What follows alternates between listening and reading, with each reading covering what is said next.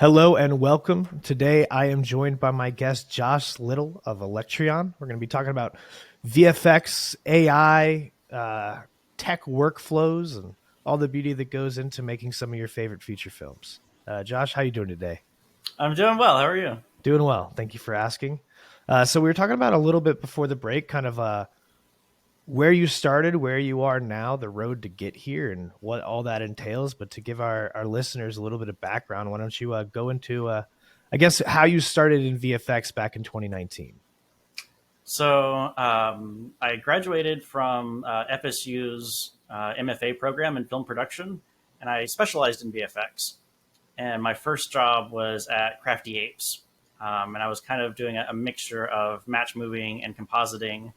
And there's a bit of a funny story about the first project I got assigned to, which is that one of my classmates for his thesis film did a Star Trek parody, and I included some shots from that in my reel that I submitted to Crafty Apes. And so they hired me, and the project they put me on was Star Trek Picard. That's So, awesome. yeah, I don't know if there's a direct connection there, but it felt appropriate. You like to believe that they saw that and they're like, we know the guy. This is the perfect Exactly. for Yes. him. Right. Now, I've definitely talked to a lot of other people who did the traditional film school and then transitioned into VFX. In your personal experience, how well do you feel like that equipped you for the workforce? It was a great transition. FSU had a program where basically we would spend our last semester working on VFX for our thesis projects, and it was structured very much like a VFX studio and run the same way. So for me, it was a very easy transition, and 'cause I felt like I had already been doing that for several months. A lot of like collaborative workflows, communing Yeah, we with used projects. shock grid, stuff like that. Perfect. Perfect. That's nice. I've definitely had other people I've talked to who feel like they were siloed a little bit too much. And then when you come out into the film industry and realize it's everything is project based, everything is team based, and you're never quite siloed on a project as much as you might have been in school. So it's nice to know Right. that maybe at FSU is a little bit more, hey, this is how real world works. You got to work in teams, you got to work on projects together. Yeah, they made us bid on things and figure out how many artist hours each task would take so that we could then plot out our team and who we were going to work with. So, yeah, So you graduate FSU, you move into Crafty Apes, you're working on Star Trek. yeah. Uh, Being a new graduate working on something like Star Trek, this massive IP that's been existing forever, like obviously that must have felt like some kind of highlight of like, wow, I've made it, or what did that actually feel like from your perspective? It was a little intimidating at first that, the first thing that popped up on my screen was a shot with Patrick Stewart in it. And it's like, oh my gosh, what am I doing? I can't do this, but then it became pretty cool to think about. And one of my friend's moms is a huge Trekkie and has a bookshelf with every DVD of Star Trek that has ever been released. And I had this moment working on Picard where I was like, oh, if they release a DVD or Blu-ray of this, it's going to be on her shelf, the stuff I'm working on. And Kind of that like was a kind of, surreal full circle moment. yeah, Yeah, that's exciting. Now, obviously you were at Crafty Apes for a couple years. yeah. Over that time, what was that like, kind of being at a massive house that was doing a ton of projects, both on the small scale with local projects, advertisements, and then obviously massive feature films, and working in like an international collaborative setting? Yeah, I got to experience a lot of different projects. Like you said, huge scale from some of the bigger Marvel projects like Spider-Man: No Way Home to like some YouTube videos we were doing, and it was really interesting seeing the difference along the way, and different level of planning, and different projects, and then also just seeing a company scale. When I first started at Crafty, I believe there were 80 to 90 employees, and by the time I left, there were around 600. So it was interesting to experience that growth. And Yeah, and over a pretty quick time frame too. yeah, it was very rapid. Do you feel like you kind of get lost as a cog in the machine with that scale? Being one of 80, you can kind of, be a guy, everyone knows you maybe, but then when you scale up to 600, do you feel like part of that was lost at that point in time? Yeah, I think a little bit was. I think I was fortunate to have been there when it was smaller, so that I was still able to kind of jump around to different departments and wear multiple hats. Um, Now, after Crafty, what did you transition to doing? so I moved on to Action VFX. It's the VFX stock footage company. and I was their lead asset creator. So I helped them film different element collections, supervised and directed different element shoots, and then also their team was kind of transitioning from using After Effects and other workflows for project management to using Nuke and a render farm and ShotGrid. And so I set all of that up for them. Now, when you go from something like, actually producing the shots and giving a finalized output to something like making assets, it seems like a very different workflow. Uh, It was how very much of different. that is, how much correlation is there between the two?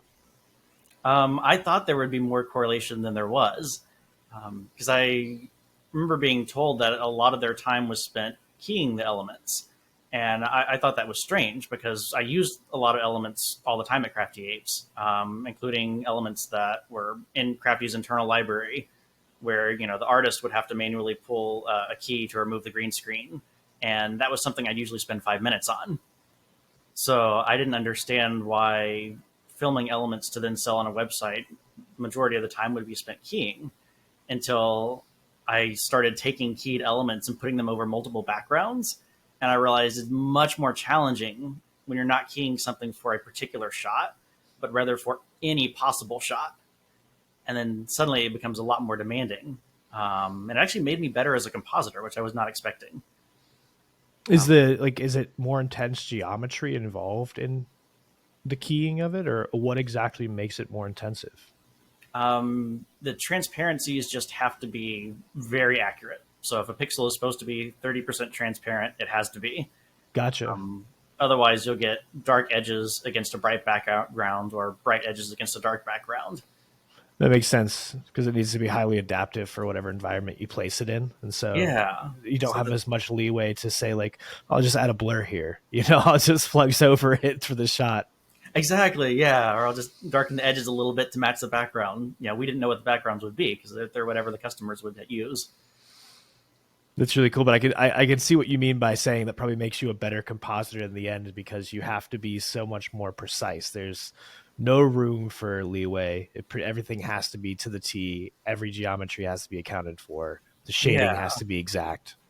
and no hiding anything behind motion blur or Now, when you talk about making assets, like obviously I have zero experience making assets. So in my mind, they all something as like say making a rock or making a texture seems drastically easier than say making like a cape or some kind of fabric. But in your experience, where does that scale actually lie in terms of what's really hard to make for an asset? What's actually really easy? What did you find to be something that was more time intensive, more labor intensive? yeah. I should clarify that I was just working on we called them assets, but it was the two-dimensional elements that we were Okay. filming. But yeah, the most difficult ones were ones where we weren't exactly filming um, what the end product was supposed to look like. I guess so. Like if you're filming an explosion, you actually go and film an explosion. But would do things like filming a cloud tank and filming a moving cloud. We weren't really filming a moving cloud. We were trying to replicate it using a cloud tank, which is where you pour milk or some kind of pigmentation into a fish tank. So effects like that, where we weren't filming the literal thing that the element was supposed to be, but rather filming something else to make it look like that. I think those were the trickiest ones. It's interesting. It's almost akin to what you would do in like practical effects back in the day to try to fake something, find an alternative for it. Uh huh. And that's essentially what we were doing, which was great. Replicating practical effects to try to make VFX. Yeah, and so I'd go back and dig through old issues of CineFX to see what were practical things that were done years ago, and which ones could we kind of revive. Now, I know we had talked about when you were at Action VFX, one of the more labor intensive development projects you did, working on rotoscoping and the process of even building and training your own AI models to assist with that. I would love to hear more about that story, kind of how the project came to be. Where did you come into the process? We're like, crap, we have to reinvent the wheel here to Yeah. actually make this work. It started with a crowd element shoot. This is basically filming background extras in front of a green screen to be dropped into a scene. And we did two background extra shoots. And the first one we did, we had several hundred clips that we ended up with. And we realized we had a short amount of time to process all of them and weren't able to have artists going through every single shot and doing the keying. And so, what I came up with was a system where you could basically tag every clip with metadata. So, you would look through as a user interface where you could pull up any kind of clip, tag it with metadata, and then that would be fed into a Nuke template we built. And this template would read the metadata and send the shot basically down different pipelines depending on the metadata. And what that enabled us to do is we were able to key several hundred shots just overnight without artists having to go into each and every Nuke script. So that was kind of a revelation for me, realizing, oh, you can go through a tremendous amount of shots this way. Now, these were all very structured because we were using the same lighting setup, the same like 6 camera setups. And then we got to another shoot where we were going to do the same process. But we found out that the floor of the studio we were working in was slightly glossy. And so what you ended up with was it was a green screen, but it was a shiny green screen. So you saw reflections of the actors that then needed to be manually rotoscoped out. And we had about 2,000 clips that were about 2 minutes per clip. So that is a tremendous amount of footage. That would be like rotoscoping multiple feature films. And we knew there was just no way to pull that off. There was no way we were going to be able to manually rotoscope that many shots. And so we gave AI a try. And we tried a bunch of models that are out there for doing rotoscoping or keying. And what we found is that the results just weren't good enough. They weren't going to work across the multiple backgrounds that I talked about earlier, where you need this shot to work on a dark background, a light background, whatever the customer is going to use. So the edges had to be really good. But what we found is that we could train our own model using Nuke's copycat. And because it was specific to that particular setup, it worked really well. And we got really good results from that. And yeah, we were able to go through and in about a week rotoscope these 2,000 shots. Now, was that week including the time it took to actually like build out your data set and train your model? That probably took the additional week before that. Gotcha. That's not So that 2 long weeks though total. when you think Yeah. about it. Now, have you guys thought about taking that model and like, was it applicable for other projects for other rotoscoping as well? Or It was it could be. highly for that? Because I know sometimes, like we were saying, it's like the environment it's trained in and the data set it was trained on might limitate it to be adapted outside of that. So I wasn't sure if this was a model that you found you could throw into other rotoscoping projects as well. We didn't try that, but it probably could have been adapted to similar environments. So actors also against a green screen, and it probably would have gotten decent results to start with. Now, was that one of your first times like diving heavy into using AI for a project? Sort of. So the first time I got into machine learning was I don't know if genetic algorithms count or not, but it was actually in grad school. So we had this puzzle where we had like 30 short films to film in a summer, and we had to figure out everyone's schedule, and everyone knew what crew positions they wanted on whose project. Um, but it was a big, almost Sudoku puzzle of figuring Mm-hmm. out when do you schedule all of these short films so that everyone ends up on the crew they want to be on, and every director has the crew members they want in the positions they want without schedule conflicts. So it was a big problem to figure out, and I thought, oh, a genetic algorithm might be great for this. So I wrote one where basically it would give you a bunch of different scenarios and then merge them together and add like mutations to the different scenarios, and it worked. It produced a really good schedule that was much better than what we could have figured out on our own. I guess that was my first use of machine learning. Yeah, that's really impressive. I mean, I think that's where a lot of the uses for AI, where we as a society are going to see the most benefit, is in standard optimization, system Yeah. optimization, procedure optimization of like something like you're saying of scheduling.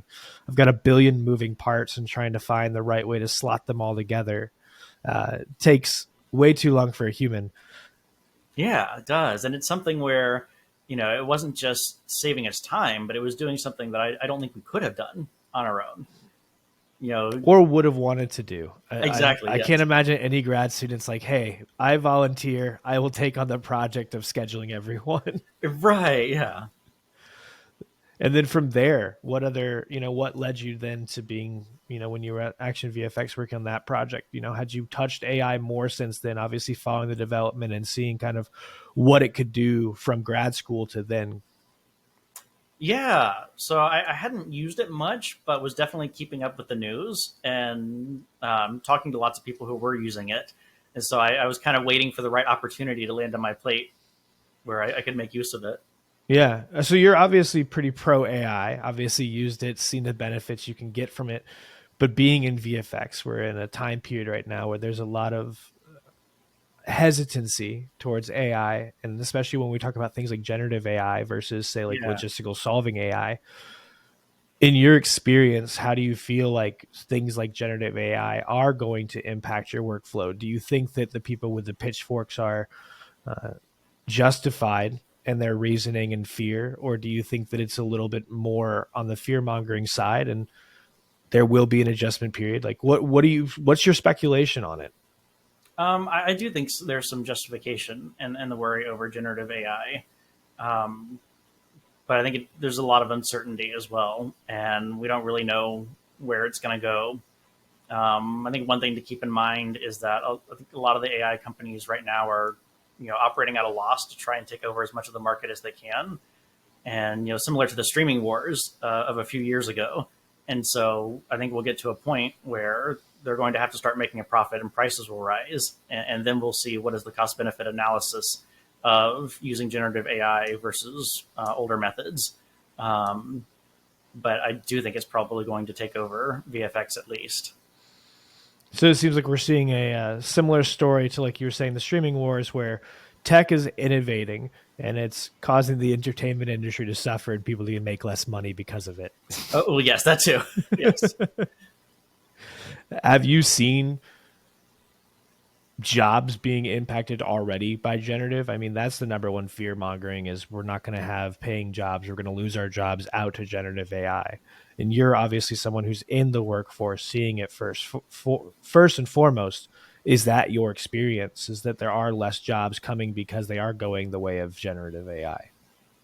Yes, a little bit. So I think where I've seen it is in creating assets and stock footage, because those are the first things that you can generate now. Because one of the biggest problems with generative AI at the moment is consistency. But consistency doesn't matter if you're generating a one-off element or 3D asset. No, especially for like things like B-roll. Yeah, You no longer need to go buy stock footage if all I need is, especially with temporal cohesion is where it is now. I mean, if it's just a roaming shot of a landscape, does it incredibly well. yes. So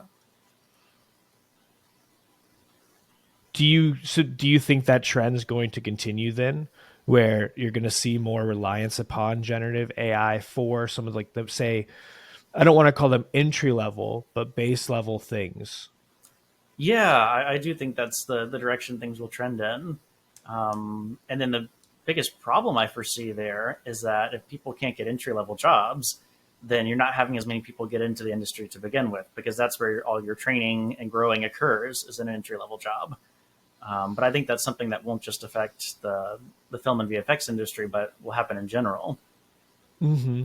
And I know there have been a lot of studies on AI, especially with coding, that have found that it benefits people at an entry level a lot more than it benefits experts.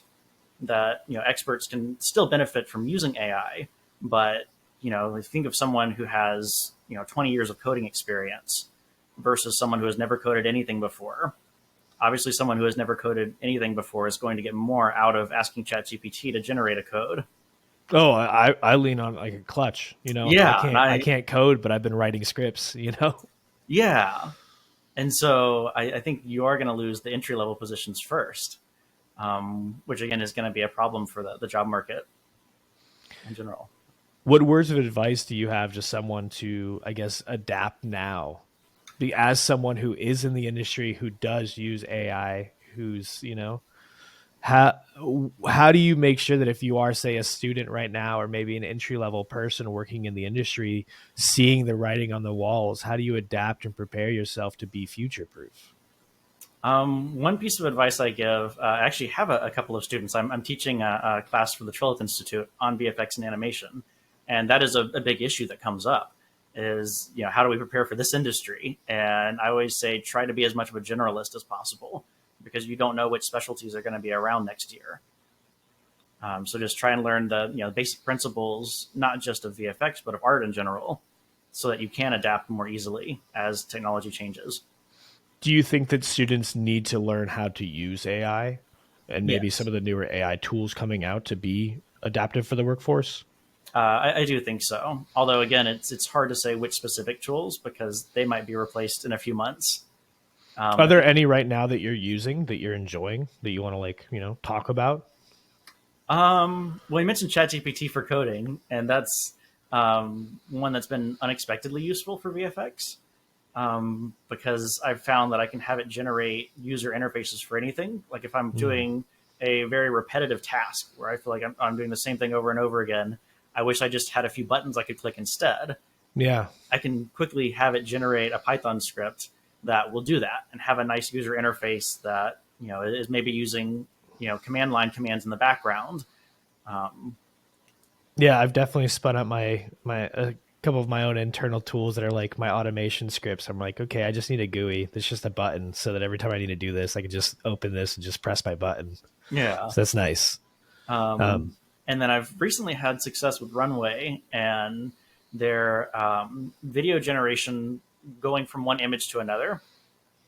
And I used it in a case where we were trying to do photogrammetry, and there just weren't enough stills captured and realized that didn't matter because Runway could generate the full sequence of images going from one angle to another. So then suddenly not having enough images for photogrammetry wasn't a problem because you could generate the ones in between, the angles that were missed. I wonder if you could then take that video and feed it back out to get full photogrammetry. Yeah. Interesting. Interesting. You can like create the asset from nothing then essentially, Hmm. get full geometry of it and everything. Yeah, exactly. Which then, you look at a future of like 3D video or volumetric video where you can film a scene from a few different cameras and then have AI interpolate between those cameras. So then suddenly you can watch a scene from any angle, which I think will be a promising not only technique for VFX but potential form of entertainment in the future. Um, Thinking about like spatial environments, you could, live in the scene, be in the movie, observe yeah. it from all the perspectives. Hmm. Be a interesting way to bring new life to old IP. Hey, Oh, that too. here's your favorite old film, but now you're actually standing in, the small town, Right. engaging with the Yeah. characters. You're in the dining room with them while they're having dinner. Yeah. You're climbing on George Washington's nose with Cary Grant on North by Northwest. There you go. That kind of thing. It'd be interesting to relive some of my classic favorites. Yeah. Being in them might be a harrowing experience in some films, though. I could Right. don't know if I want to go back through Jurassic Park, but I'm in No. the park. Exactly. Yeah. I'm in the toilet hiding with them. Right. That's the future of entertainment. Now, after VFX, after action VFX, you transitioned and opened up your own shop. Yeah. So, what was that transition like, going from being someone who does the work to needing to go source your own work, build your own business, wear all the hats all of a sudden? What was that transition like? So I liked being able to wear all the hats and kind of jump around to whatever I was interested in. We had a project last year as a feature film where we had 100 FX shots. And so I hired an FX artist to do some of the shots. But then there are other shots where I thought, oh, I can do this myself. And it was kind of cool that I was able to just jump into that and it was something fairly new for me jumping into Houdini, um, but I was able to, and so I like that aspect of running my own company. That if I want to do a particular type of task that I haven't really done before, it's easy to jump into that. Um, but I didn't realize how much of a learning curve there would be in terms of going out and finding work, like, and also how time consuming that would be, because The that whole is a huge client part of side it. of everything. Yeah. So What were some of the first roadblocks or struggles, like when you were starting your own business, that you hit and went, shit, I need to do a little more legwork. I need to learn a little bit more about these aspects of it. Like, what was those first kind of oh no moments? um, it was bidding on the first few projects where the way it works in VFX, I feel like you have to hit a project on target when you're bidding how much money you're going to charge the client for, because there's so much competition out there that if you overshoot and you bid too high, the client will go with someone cheaper. Whereas if you underbid, they won't take you as seriously and they'll go with someone else. And there's not much negotiating that happens. It's kind of you either hit it right or you lose the project. And so some of my initial roadblocks were just not bidding things right, either too high or too low, depending on the project, and having to learn that. And what are some industry standard rates? What is the client expecting you to land at, and that kind of thing. I think that's probably one of the hardest things for people to wrap their heads around with like VFX with bids is that there isn't a negotiation. Every Yeah, other industry, they're like, hey, how much do you charge? You say this much, they go, cool. Let's wiggle back and forth and then find some middle ground. And VFX is this is how much, and it's like an application. You either hear back or you don't hear back. yes. And I'll have people give me advice, and they'll say, always start high and then negotiate down. Like I can't do that. Yeah. You start high, Yeah, it's then like yeah. that's the typical in any other industry. That's business advice 101 is like, oh, don't put all your cards on the table, but VFX is like, no, you have to put all your cards on the table in that first bid or else you don't have any shot. Right, yeah. Now, how has that transition been? Learning those skills, trying to adapt to the bidding process and learn what is the client side and getting new clients. And I'm sure you found how important relationships is, how important it is to like, it really is who you know and how well they like you. Oh, yeah. It's all about that. Um, I recently had a project where someone was asking me how I found this project, or why my little company in Atlanta was asked to bid on it. And it was just a chain of connections where I got recommended for this project by a client who I had worked with on another project, who I had gotten recommended by another client. And it was like a chain of 4 or 5 clients to go back to, where I initially started. And so it really is entirely about who you know and the connections you have and personal references. I'm sure you found that even your college connections, because that's Yes. something I think a lot of people speak to is even like we said earlier, some people go to college and they feel like they didn't get a ton out of it. But I don't know anyone who ever feels like they didn't get good connections out of college that have led directly, especially when you work in something like film school. Everyone going there wants to work in the same industry. And so you're getting to like kind of cast these little nets of who else is going to actually achieve with me that I can lean on or reach back out to later to collab on a project. Or maybe Yeah. I'm in a VFX house, but this guy is like he works on the production side, or they work on either gaffer or a grip or all the different compartments. Yeah. Alumni networks are definitely a great resource, which is one of the main reasons that I went to grad school for film. I had a lot of people advising me against that. And they said, just go get into the industry, just go get an entry level job, start working. But I really wanted that network. And I've gotten it. Being able to connect to alumni has been really great. If I ever need artists for a particular task, and like I need someone who is really good at this particular thing, I can just go to the alumni network, ask around, and find someone pretty quickly. Gives you a super extended Rolodex that you can tap at any time to be like, cool, who do I know that does this? If I don't know a guy, I know a guy who knows a guy. Exactly. Yeah. So then transitioning into doing, you've got your own studio now, you're doing your own projects. What has been some of the, I guess, biggest successes, biggest things you're proud of that you've done so far? The I would say the biggest success we had was the a feature where we were the main vendor on it, and we had 100 different FX shots that we went through. So it was a decent scope, and I think we it was a horror film, and they had killer bugs as the main villain or horror creature, and so we had to do thousands and in some cases up to 1 million bugs per shot, just swarming people. So that was kind of a fun challenge, and my first time getting to pull together a team of artists. And I tapped into that alumni network, and I think at one point we had up to 5 artists, myself included, working on it, which was pretty exciting. Thought, oh, Yeah. we're doing this thing. We have a team. We have a project we're leading. Is that a lot of like particle simulation to try to make a swarm Yeah. of insects? That's really fun. I'm sure that's like trying to come up with like custom geometry. And did you do any special research for like how they swarm, how they form, how like what makes a an insect swarm different than say like a snow flurry of particles? Yeah, I did. So just looking at lots of videos of swarming insects and lots of images of them. And what was funny is we found that certain things that we thought were a mistake on our end are actually what a real swarm looks like. And like how if you're too far away from it, it just looks like a blurry mess. It doesn't look like individual insects, and that was something we were fighting against. Like, oh, this doesn't look realistic. It just looks like some kind of blur in the background. But then if you look at actual footage of swarms of insects, that's what they look like from a distance. And so that was something interesting, is realizing that what was realistic often looked fake even though it was realistic. Hmm.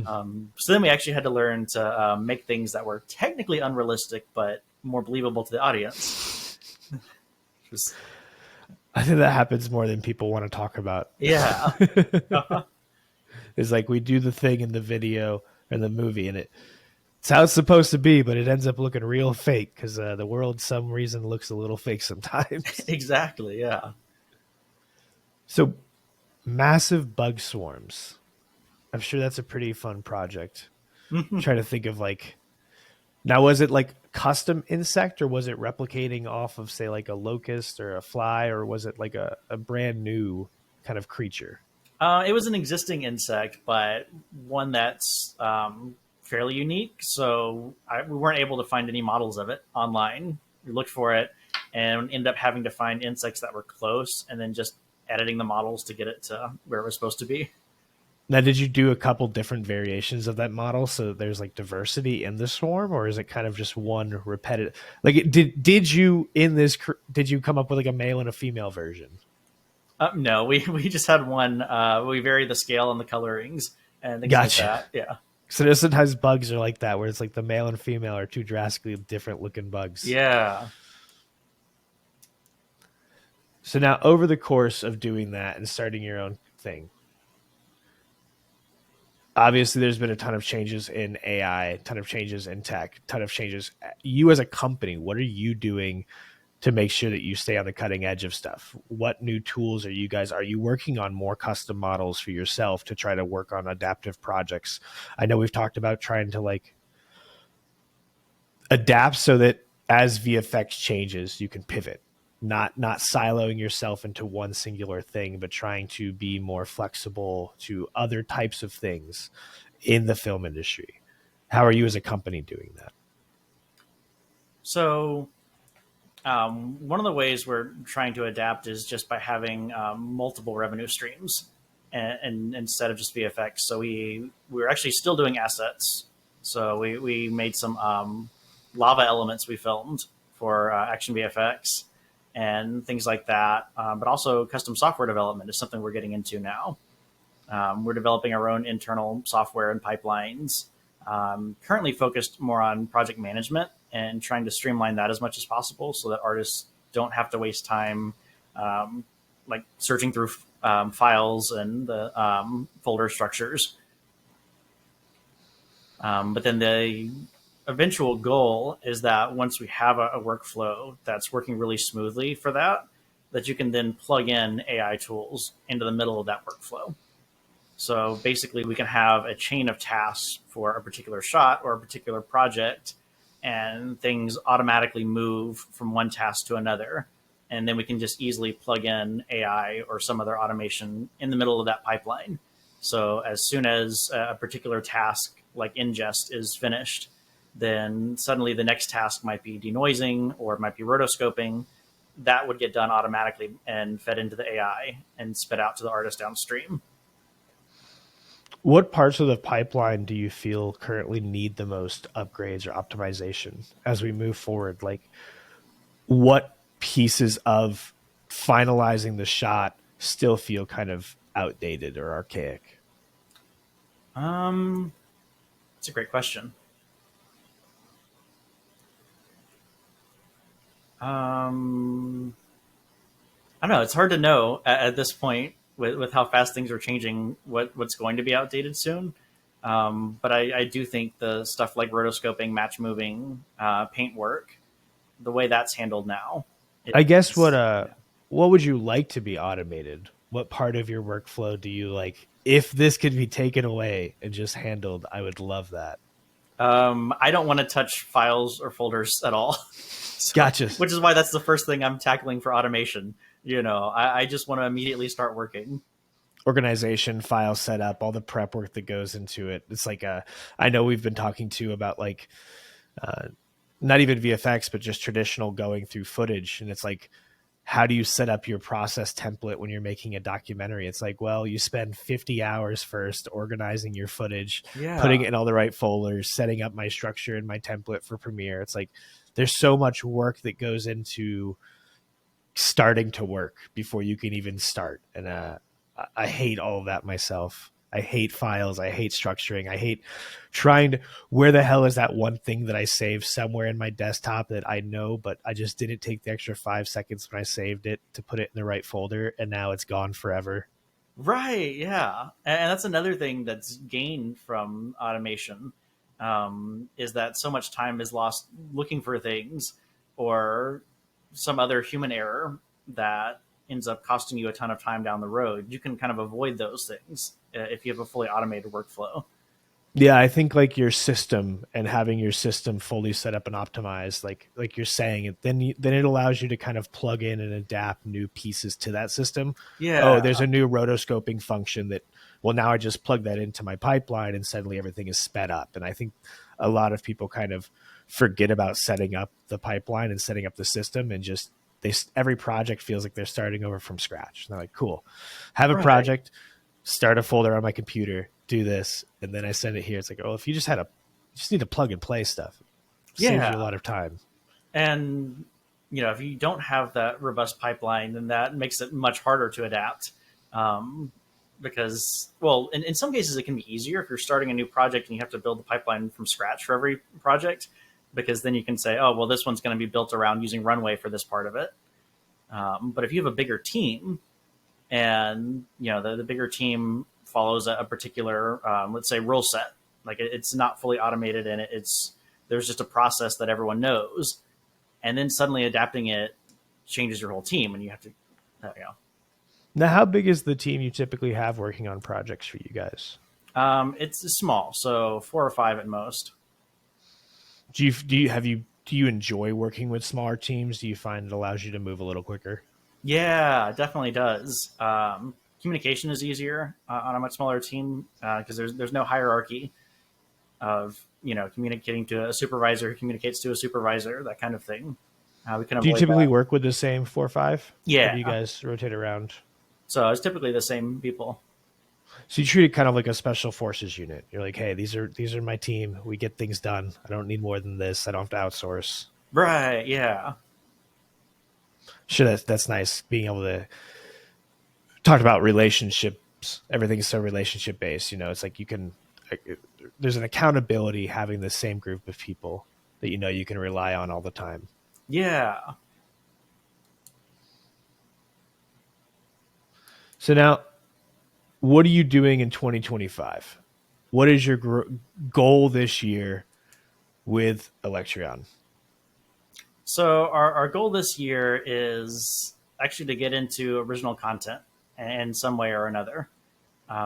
Because I think that's going to be the future of VFX companies, is them being merged with content creation companies, so that you have everything under one roof. And I think the old VFX model is not financially stable, as we've obviously seen, and margins are too thin. There's too much competition for bids, and so having companies that produce their own content and do their own VFX, I think would help with that. And we've seen examples with that of that, like Godzilla -1, and how the small team led by the director himself was able to do a lot more work. And I think that's the direction we're headed. And so at Alectreon, that's kind of our goal for this year, is to get more involved in original content, whether that's for YouTube, whether that's indie films. We have several pathways we're exploring for that. Now, does that involve developing your own IP or being brought on kind of like as a full production partner to develop someone else's IP? Both. So we're looking at both options. Have you started developing any of your own IP? Is there any like Yes, we stuff have. you can tease or talk about that's like some cool stories or something you've got? So we've got a horror film that I won't give too many details of, but yeah, we're working on developing for that. Have a screenplay, working on previs, and Now I've heard a couple horror projects from you now. Is horror your bread and butter? Is that where you like to stick? Is that your cup of tea at the night? not really. I like action and comedy, but I think horror right now is dominating. Certainly the indie filmmaking industry, but then also tends to be the most profitable genre right now at the box office as well. So you're seeing just a lot more horror films in general. Yeah, it's been. I'm a huge horror fan, so for me, this like 2020's resurgence of the horror industry has been beautiful for me to see. Oh, I I'm mean, there's sure. tons of new IP constantly. Hmm. They're bringing back all of my classics from when I was growing up. The video game industry is blowing up with new horror games like on a monthly basis. So Yeah. it's a horror fed. It's very exciting to see all the new IPs and all the resurgence of old IPs coming back right now. Yeah, it is an exciting time. So, action film fan, what's your top three, or do you have like a holy grail action film? Lord of the Rings. Okay, Yeah. that's a good one to have. Yeah. That's a good one to have. I was going to Um, ask if you've gotten to work on that, but it's not like they keep doing anything new. I think that there's Rings of Power is the only thing they've yeah, done in I have not years. worked on that. No. Yeah, I don't know that anyone's working on it. Right. Yeah. Um, So, what is the process then of starting to develop your own IP? Like, how is that different from, hey, we have an existing thing, just go touch this? Like, obviously, it's an entire different ballpark, very yeah. different hat wearing, being much more on the creative side of things. How has that process been different for you? And do you feel like your years of making other people's stuff kind of helps you know how to make your own stuff? Yeah, I definitely feel like working on other people's projects has helped me out. But it is a total change in mentality, and it's still problem solving. So a lot of VFX is problem solving, and a lot of screenwriting is also problem solving, but just in a very different way. It's puzzling out the story and the character motives. But what I've learned from working on other projects, I think I've especially learned about camera work. When I started at Crafty Apes, I was doing mostly match moving, which is like tracking the camera movements and matching it up with the background footage. And I learned a lot just about camera work from that. And what was fascinating to me is that some of my favorite shots that I was working on as a match mover, where I thought these are really cool, really exciting shots, didn't work for me in the context of the film when I eventually watched the film. And so that was a really interesting lesson to me, in that, shots need to fit within the scene and within the context, and trying to find exactly the right angle, exactly the right camera movement is pivotal to making a scene work. And sometimes a shot that is really cool and it's a really cool camera movement, then it's on a crane and it's swooping in, is not necessarily what that moment needs. Hmm. It's fun because I always tell shooters, or like when you're shooting, to shoot with the edit in mind. but Yeah. you're getting to like write with the edit in mind, Hmm. knowing you could visualize fully what this is going to look like as a finished project, and infer camera movements and infer placements of scene characters within the scene based on that, because you can visualize, I know what this looks like, I know how this should look, so this needs Yeah. to change how the behaviors of the movements of characters works. That's interesting. Hmm. And Gives you kind of then like a better perspective than others. yeah, and I think my background in VFX would help with that as well because we can do previs and Unreal things like that, and then instead of going from the script to previs, there can be a back and forth dynamic where you can previs a scene and realize, oh, this isn't working, let's change the script, and that kind of thing. Yeah, that's a lot of like what Chris is constantly talking about, is Oh, this I'm sure. idea to visualize the movie before it's made so that everyone knows what the hell are we making. You can Yeah, truly know what we're making, and it helps. Like you're saying, if you can pre-visit while you're writing, you can fix issues in the narrative before you ever get to set, before you've ever hired an actor to know, like, hey, this needs a rewrite. Not even necessarily because the story doesn't work, but because the scene just, it doesn't work when you go to visualize it. When you look at how it should be filmed, it doesn't make sense. It's not engaging. It's not enjoyable from an audience perspective. yeah, and that's another promise of AI is it would be a lot easier to visualize stuff like that. You asked earlier about lessons I had learned at Crafty Apes working on a bunch of different projects, and one thing I noticed is that the projects that turned out the best in the end were the ones where I felt like the client, either the showrunner or the director, had the clearest vision from the beginning and knew exactly what they wanted. And it was always the shows where we had the most detailed notes and descriptions before we started the work that I think ended up the best overall, versus the ones where the filmmakers weren't quite sure what they wanted and were like, try this out, no, we don't like this, try this out. So being able to prep more in advance, I think, is going to produce better films, and cheaper ones too, because there's less reshoots and things like that.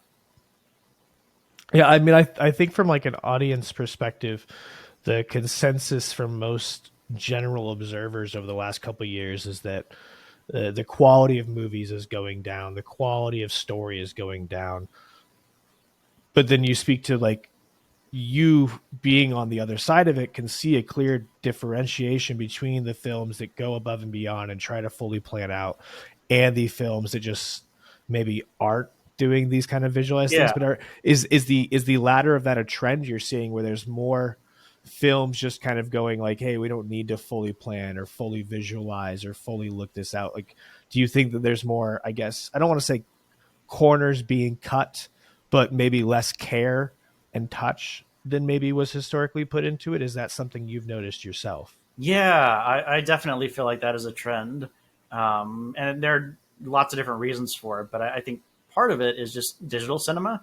That when you're shooting on film and you're locked to a narrow shooting ratio of maybe 20-1 or 10-1, even, then you're kind of forced to plan things out a lot more carefully. Versus shooting on digital, where you can now have 100-1 shooting ratio and multiple cameras going at once, you can afford to plan less, which I think just naturally leads to less planning. Yeah, I mean, I think shooting for coverage has been the death of most things. I Um, agree. Yeah, it's like, how do we want to shoot this scene? Just put 9 cameras in it. We'll shoot it 4 times, and we'll figure out later what, if the actor should have been happy or sad during it. exactly. Yes. Which I guess is a concern of generative AI going forward, is that it's going to enable more of that. Because there's then even more you can change in post. You can change the dialogue in post. You can change the emotions of the actors in post. Yeah, we talked about the one side of the fear with generative is, oh, people are going to lose jobs and less money going around for artists and everything like that. And obviously, that's a huge concern. But I think the other side that is also a very valid criticism is the death of creativity in a way, or the lack of story. But I, for one, think that it might actually open up pathways for a lot of people to be able to tell stories that weren't Yeah, beforehand. I think I so think there's too. going to be a transitory period where a lot of the bigger studios that have been kind of just saying we need to pump out more and more are going to pump out worse and worse quality. Yeah. But I think then we're going to get to a point where like there's a lot of people like I currently cannot go out and make a superhero film. I'm not going to go get half a million or $50 million in funding to go Right. do that. But with generative AI, maybe now I could tell a really interesting narrative about a superhero from a small town that I before couldn't have. Um, Yeah, it definitely so lowers the barrier. there's a weird give and take happening here, and I think it's going to be a little bit before we see society catch up to it. But Yeah. how much? I mean, do you think there's going to be as much schlock for as long as people are kind of like fearful of it, or do you think that there's going to be like a correction where people go like, "Hey, studios, you got to already step it back up"? Because I think the box office sales have already started showing that audiences are wanting a little more than just spectacle at this point. Yeah, I'm not sure if studios will go in that direction. I think they might try it. It seems like Warner Brothers right now is trying that and investing heavily in a lot of original IP, like Black Bag, for instance. I know they have a few more original things from Motors coming out soon. So I do think some studios are going to try that. Whether it's successful or not, I don't know, because I think audiences have already stopped going to theaters. So it might be a little bit too late to start bringing back more original IP.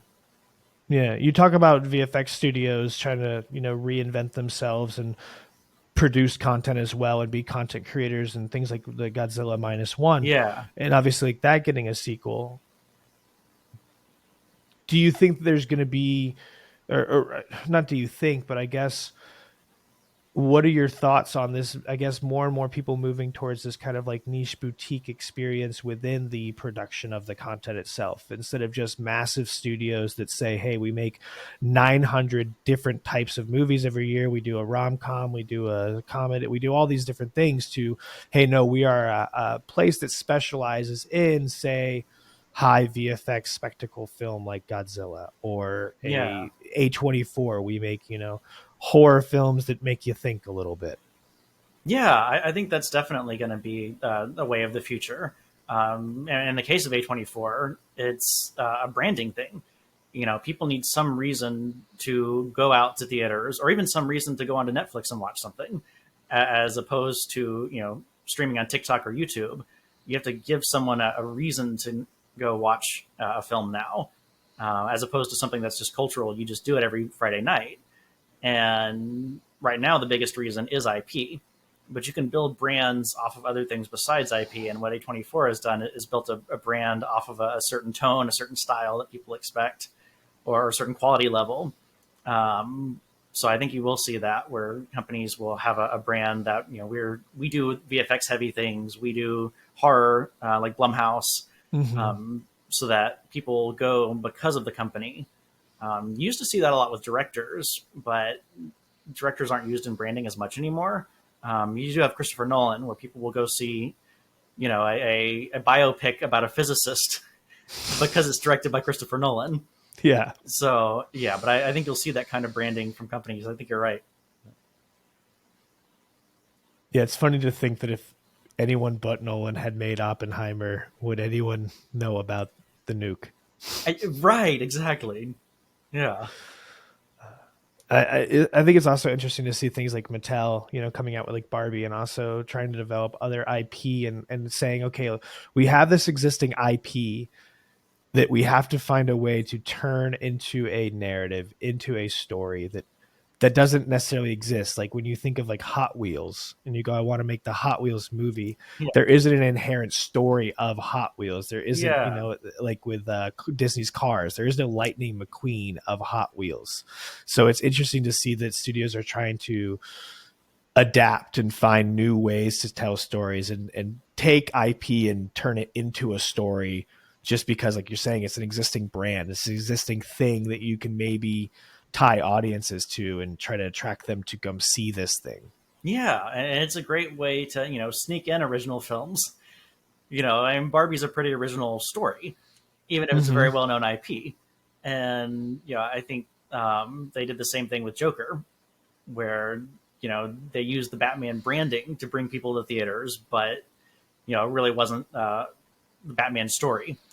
Yeah, and And it was like tonally very different. It was thematically very different. Like yeah, you said, it's kind of allowed them to use an existing IP of like the Joker and tell sneak in a different kind of story than you might otherwise get to experience with that character. Yeah. So I wonder if you're going to have more of that from studios where they say, "Hey, James Bond," but it's about him being a drunk loner who struggles to find masculinity in the world. I Right. don't know if Yeah. audience would like that, but I'm just saying it's like, find take an existing thing and try to tell a new story around that IP. But I think like in the series of like Hasbro, it'll be really interesting to see when people do it for things that aren't like Chick-fil-A, obviously, with Trilith and Yeah. everything moving into starting to develop their own stories. And it's obviously they're not going to be telling stories around a chicken nugget, Right. or they might, Yeah. Yeah. the you might find like a new Chicken Little story coming from the Trilith. Right. Yeah. That is interesting. Yeah, they have their Chick-fil-A streaming platform, I believe, that they're launching. Yeah. I wonder if it's going to be similar to like Hallmark Channel or, Yeah. I think that's where most people's head is at is, Hmm. or a Lifetime type original IPs. Yeah. I'm not sure. But yeah, using that brand to bring people in. And So you obviously teach a course over at Trilith. Like, yeah. how has being immersed in that in the Georgia ecosystem, seeing the emergence of Trilith, tons of new students, new lifeblood coming into the industry. Like, what is that like experiencing it firsthand? Do you think these kids, are well equipped for the future? Or are they better equipped than say some of us who are already been working in it? I'm not sure. So one thing I've noticed in general is that a lot of people who are recently graduating from high school or college aren't getting the like desktop computer experience. They're used to working on tablets. They're used to working on Chromebooks, and Hmm. so suddenly being exposed to like Maya or Nuke, Blender, where you're having to work in a desktop environment, is very challenging because suddenly that's a new experience. And I've had someone ask about the number pad on a keyboard and what is that and how does that work. And so it's a different skill set. So I actually don't know if this new generation coming up is better prepared or not. But again, that depends on if the technology totally changes. We might be at a point in a couple of years where being able to use a Windows or a Mac won't matter as much as being able to just use a web browser.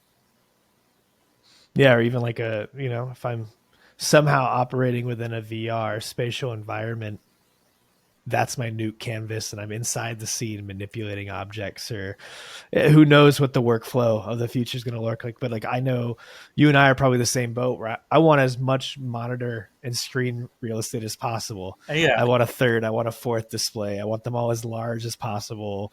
The idea of trying to work on like an iPad or like a small, I I couldn't imagine. I need all 30 browsers open at all times. exactly. Yeah, I can't work without two screens. I actually got a portable monitor for my laptop, so I pull out my second monitor with my laptop. Yeah, I've Yeah, seen those things they have now where it connects to the back of it and kind of slides out so you can have that's a cool. curve three. Yeah, And I'm like, oh, I might need one of those when I travel. yeah.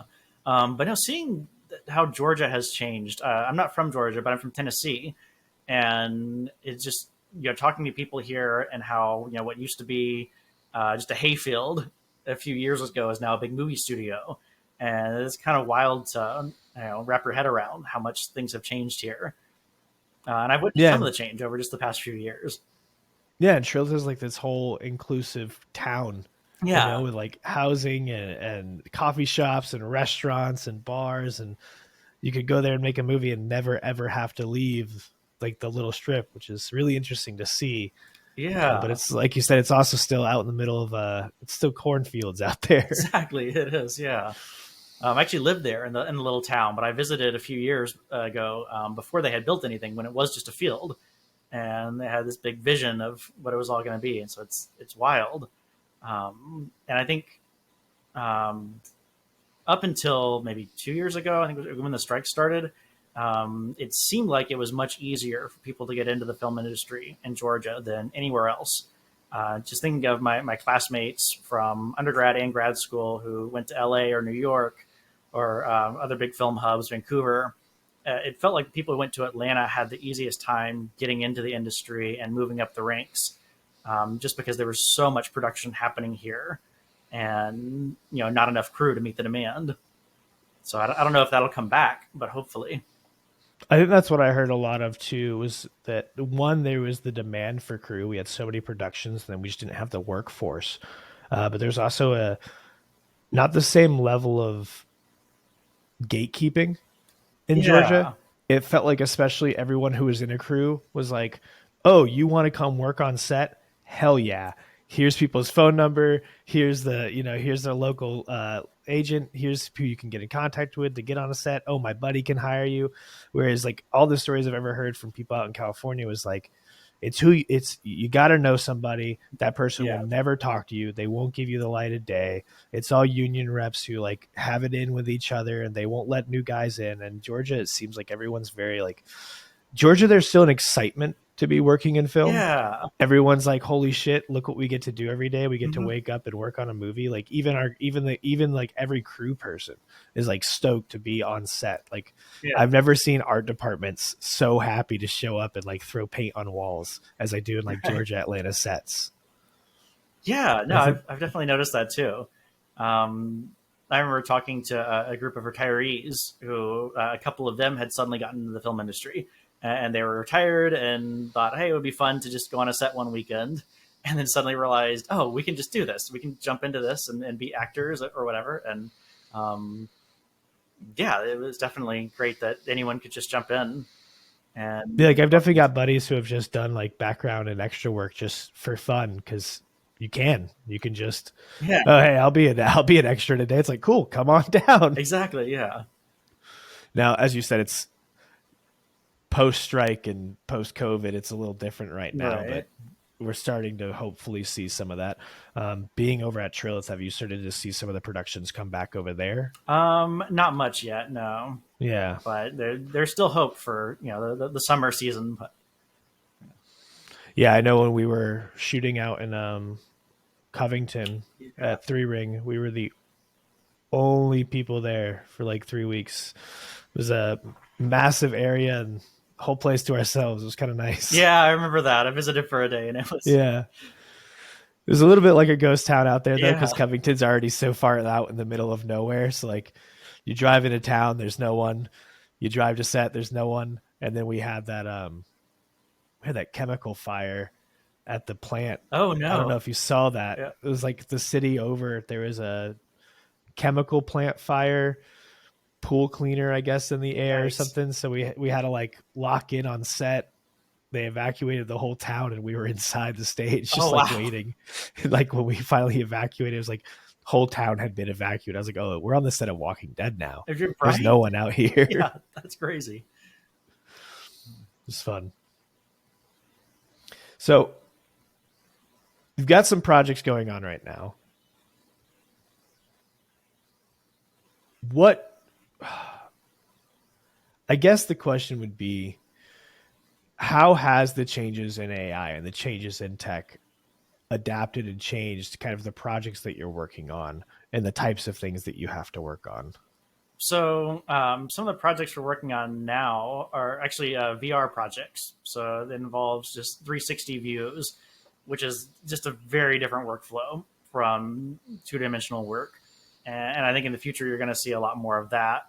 Um, so content for VR headsets, content for planetariums, things like that, and just immersing an audience more fully into a space. I think Blackmagic just released a camera designed for the Apple Vision headset, and so you're going to see a lot more productions specifically for VR. I feel like, which is just a different way of working because then you have to focus on where is the audience going to be looking. How do you guide their attention to one place so they're not looking all over the place?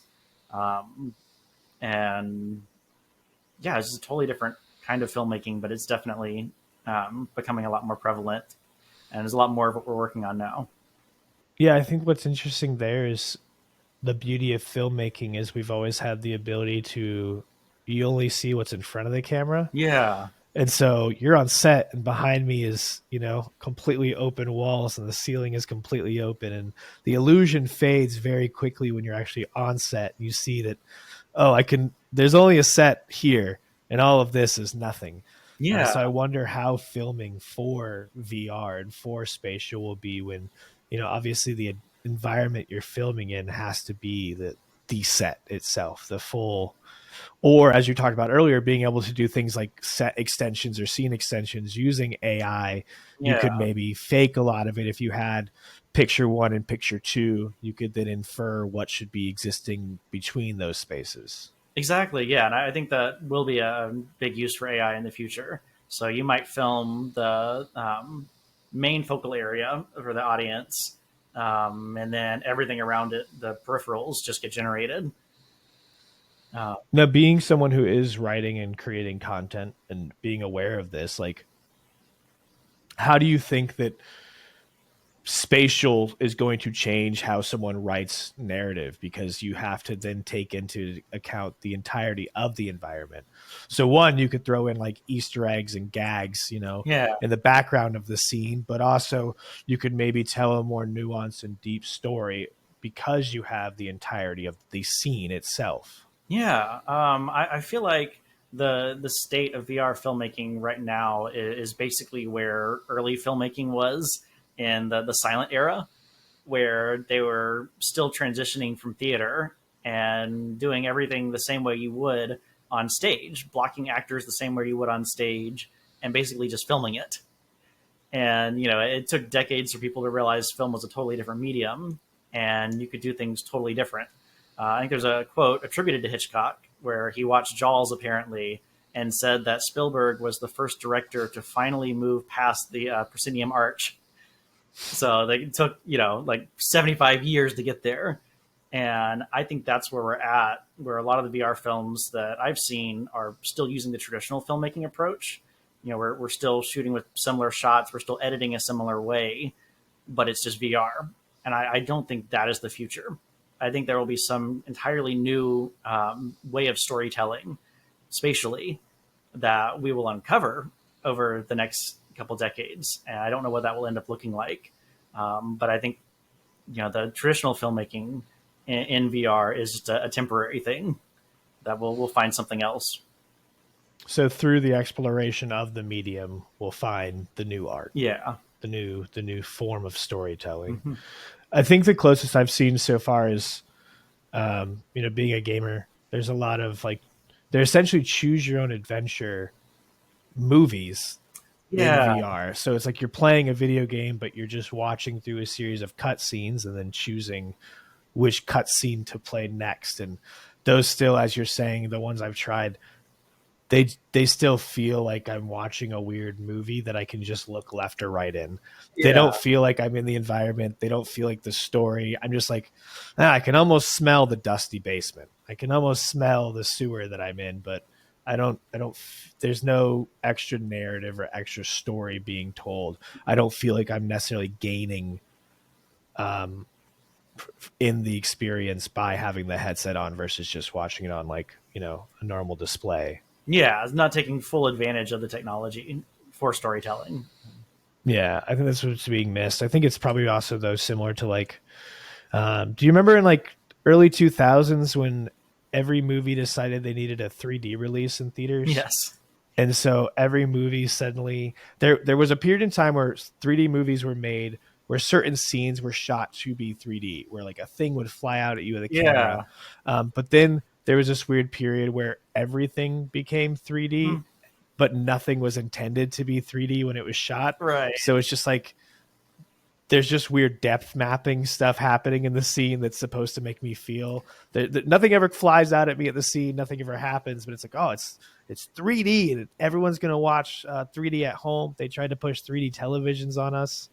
And very quickly, everyone was like, I don't need to watch Sex in the City in 3D. You Right. know, Yeah. this doesn't actually add anything to me. Exactly. I remember watching Superman Returns in 3D and IMAX, and they made him pop out of the screen when he's flying in a wide shot, so he just looks like a little fly buzzing around.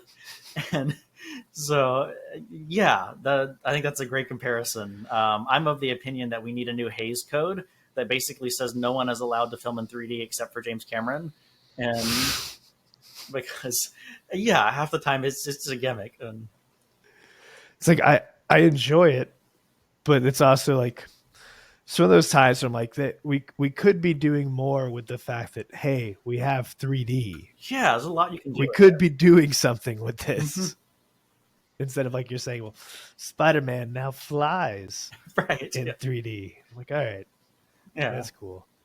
I really enjoyed when I went to like I think it was like Epcot and they did the 4D experience Oh where you yes. have the 3D glasses, but then they also like spray water in your face and Yeah. blast air at you. I think as we move towards more like experiential stuff and try to do more immersive, it'll be interesting to see how immersive tech, what's the next evolution of that? You know, like Yeah. obviously more spatial environments, more projections, you know, walking through a projection experience. Hmm. I don't know how much of a around Atlanta you've done of like what is it down at the yard? They No. do they'll occasionally do like the Da Vinci experience or Oh there's been a couple of yeah. them over here, but they'll do like pop-ups where they'll just basically do like projections on the walls Hmm. and pump mist into the room so you feel a certain way. Yeah. There's a Van Gogh one in Nashville recently. Yeah. I think it was similar. Yeah, I think that's the same thing that came here.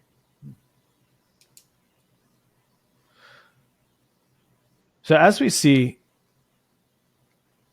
you know, AI kind of change the workforce, change workflows, change your company, people are going to have to adapt and students are going to have to kind of learn new things. What thing do you feel like students are currently like the least equipped for? What's the biggest shortcoming that you're trying to help them overcome? Like in your experience dealing with students, like what's the thing that they're lacking coming out of college? I think the most important skill to learn, and the most important skill that it is lacking, is being able to self-teach. Because things are changing so quickly, you can't fall back on what you've learned in your classes and what you know from the past. You have to be able to learn new things very quickly. And I think people who succeed the most currently are people who are good at going out and finding this information. And with ChatGPT and other chatbots, it's becoming easier to learn very quickly, and so that then becomes a competition as well. People who can learn very rapidly and pick up on new technologies overnight are the ones who are going to succeed the most. And I think that's the most important skill to develop right now, is the ability to learn new things quickly. Are there specific like resources that you recommend for students, like besides or even just ChatGPT to say like, hey, like here's how I recommend self teaching. Here's the things I like to use to help me kind of get caught up to speed with something. Yeah, I recommend like learning the basics. So books like where's the Art and Science of Digital Compositing? I've got it somewhere. But things like that, because I think once you know the fundamentals, then you know what to look for anytime you're jumping into a new application. Oh, there must be a way to do this. So let me then Google, how do you do this in this application? As opposed to the kind of learning where you just learn a particular application and the user interfaces, because then the second you switch to something new, then you're kind of lost. But that gets trickier with AI, because then what do you learn then? Do you learn neural networks? Does that matter? That gets tricky. Yeah, it's also like you're saying, it's like we don't know how AI is going to change, and even our interface with it is going to change. So it's like, do you learn prompting? Do you learn, you know, do Right. you learn neural networks? Do you need to learn how to train your own models? Do you need to learn how to build data sets? What component of this is going to be most applicable for what you're actually doing with it? And I Right. think that's hard for anyone to kind of know at this point. It is. And prompting may be totally different in a year. Yeah, that's what Chris and I keep talking about. We're waiting for the day when prompting is uh, done on the back end, where Yeah. it's able to parse users' intent and decipher what you're actually asking it so it can prompt itself intelligently. And like we're already starting to see that with like some like prompt level injections on the like internally, you know. Hmm. But it'll be interesting to see how it changes to be better at knowing what I'm actually asking it. You know, Right. Exactly. when Yeah. it's 3 a.m. and I go on ChatGPT and I'm drunk at night, I'm like, tell me how this thing works. Like, I want it to be able to know what I'm actually asking it a little better. Yeah. Yeah. I just give it way too many details to make sure it knows. That's my problem is context loading, where I type out like 5 pages and I'm like, God, I'm going to write 5 pages explaining the project and how I need to get it done. And well, I just realized I just did the project by telling you how to do the project. So Yeah, I do that wasted my half the time. time. It's like, yeah, here's the problem I'm running into. Here are the steps I've tried, and let me give you a few examples. And then I'll say, oh wait, I know the solution. Never mind. Delete all Yeah. that. Like go back, go back, go back. Yeah. Are you making any changes currently? Like I know you said the main thing you're doing is working on your systems and your pipelines so that as AI comes and plays and adapts, you can kind of just plug and play it. But are there any kind of like infrastructural systems you're setting up or maybe like thinking about how you're hiring or not hiring in the future based on that? Not at the moment. I think the only thing in terms of infrastructure would just be shifting towards more GPU based rendering. Um, but that's about the only thing. Yeah, can you speak to that in terms of obviously with dealing with VFX like everything is so memory intensive, it's so GPU intensive, like file sets are huge. Yeah. You have so much storage. Like how do you deal with how do you like what systems do you have in place to account for massive storage? Are you fully on the cloud at this point? Like are you just saving everything to massive internal drives? Yeah. So we just have a NAS and saving everything to our NAS. And then localizing to SSDs per project. But even that gets tricky. Like we've had projects where the individual plates are a couple of terabytes for one plate. And then it's like you have to have a pretty massive SSD to be able to localize multiple files like that. How much remote work are you guys doing? It's all remote. All So remote. yeah, anytime I have artists working, they remote into a workstation I have here. How has that change been over the years? Because I know there was a period of time where that was pretty much not even a feasibility, and then COVID happened, and then it's kind of like everyone kind of laxed up their regulations, and we're like, all right, cool, you can remote in, that's fine, we'll allow it. Yeah, that was such a rapid change. I remember that happening over the course of a week when I was at Crafty Apes, and lockdowns were starting to happen. I think Italy was on lockdown, and we were talking about it, and everyone kept saying, it's not going to happen. There's no way we can work remotely. It'll be a violation of all the security policies. And then, a few days later, it was okay. Grab everything off your desk and run, basically. So everyone out now, and yeah, it was a very rapid transition. I think that was my favorite thing to witness is like how quickly security policies kind of like crumbled, where they're like, all right, look, Yeah, you must be in the office, there's no cell phones, there's no this, there's no that, there's all these rules, and they're like, all right, so you can work from your house. We've got no way to tell what you're doing. You're probably on your computer's going to be connected to the internet. We're going to just have to cloud remote in. yeah, You can have Facebook open. We can't really do anything about it. exactly. Yeah, I was looking at Netflix has some public-facing security policies you can look up, and one of theirs was, your spouse or your roommate is probably going to see your screen, so you might need them to sign an NDA. I'm like, this feels, you know, very different from the pre-COVID times. Yeah, with the pre-COVID times, like if your wife sees this, you will be fired. Right? Yeah. Don't even mention at dinner what you're working on. Exactly. Yeah.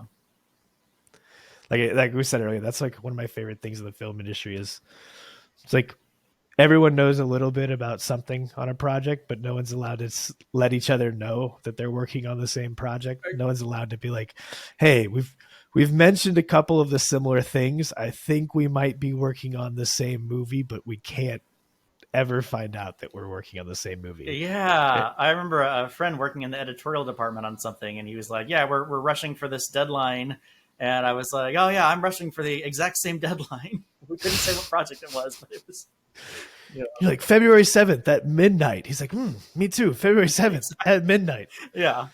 No reason. So No reason. it did turn out to be the same project, so it's great. But yeah, It's fun. yeah. So like with going out and starting your own, what was the goal with going out and starting your own project versus just staying where you were and working for Action VFX or maybe a different VFX company? Like why the desire to start your own project?